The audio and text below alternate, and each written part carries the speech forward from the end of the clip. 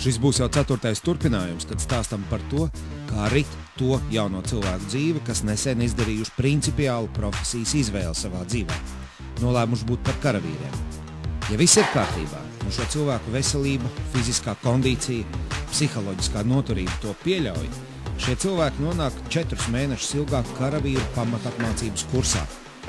Tas notiek Kainieku skolā Alūksnē.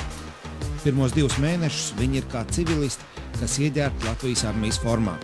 Viņi fiziski trenējas, teiksim, kā sporta nometnē, apgūst karavīru zināšanu pamatus, kārtot dažādas ieskaitas, un tas tādēļ, ka bruņotie spēki lemj, un arī viņi paši lemj, vai būt armijā.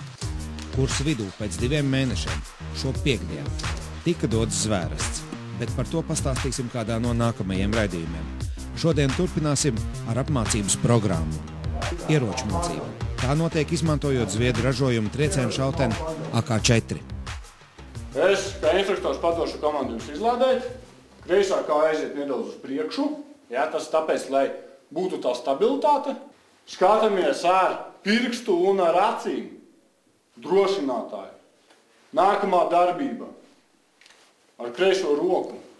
Jā, atvelkam aizslēgu un nofiksējam. Mēs skatāmies iekšā patronu telpā. Patronu telpā. No ārpus tas nākamajam šķiet iekšā, ja? Tur iekšā. Skatāmies, ja nepieciešams, ja mēs liekam pirkstu arī, ja, lai sajustu, ka tiešām tur nekā nav. Palaižu aizslēgu vaļā ar sitienu. Nekādā gadījumā mēs viņu nepavadām ar roku. Ar sitienu mēs palaidām viņu vaļā. Drošais virziens ir norādīts. Ja? Ieplecoju ieroci. Noņemu no drošinātāja, notērmēju un nospiežu mēlī.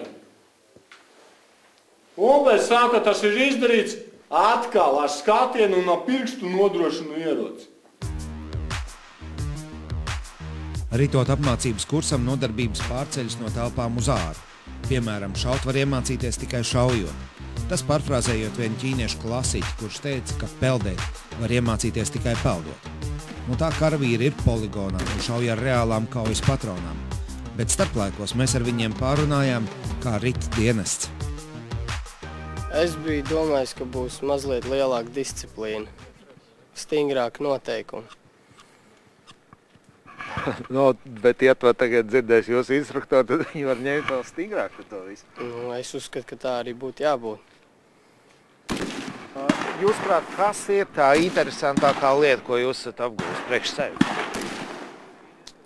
Kaut vai orientēšanās. Ļoti interesanta lieta. Ieroču teorija, tas bija kaut kas jauns. Tad arī rācija saziņa. Viss tas NATO fonotēka, alfabēts un tā tālāk. Vai kaut kas ir mainījies jūsu domās par to, ka jūs gribat būt karavīrs? Varbūt, ka jūs sākat pārdomāt to visu? Varbūt ne. Tieši interesanti ir. Patīkam. Tas viss mācības, un vēl jau būs daudz kas priekšā, protams. Tas būs vēl interesantāk. Grūti, bet interesanti.